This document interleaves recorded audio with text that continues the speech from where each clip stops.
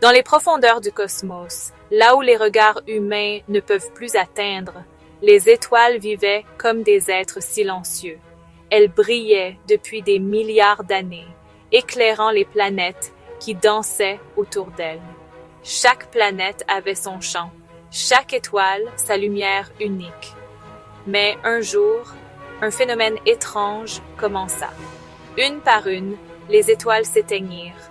Au début, cela ressemblait à une simple fin de cycle, comme quand une flamme s'éteint après avoir brûlé longtemps.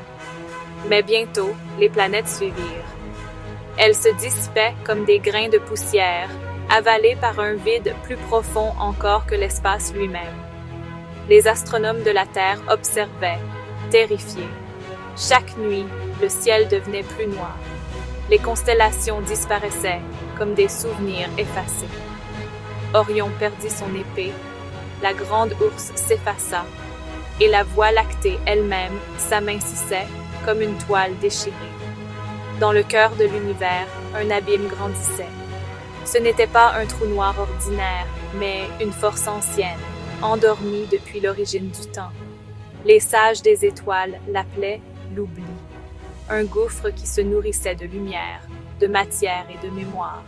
Les dernières planètes survivantes se rassemblèrent autour d'une étoile encore vivante, comme des enfants cherchant refuge auprès d'une mère.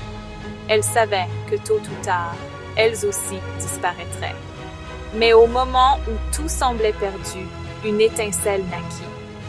Elle était minuscule, plus fragile qu'une flamme dans la tempête, mais son éclat était différent.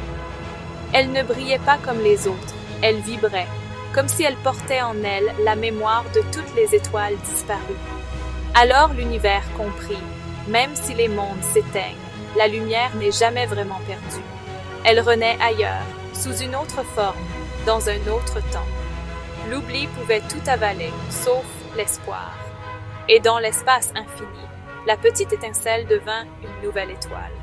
Autour d'elle, bientôt, naquirent de nouvelles planètes, prêtes à écrire une nouvelle histoire.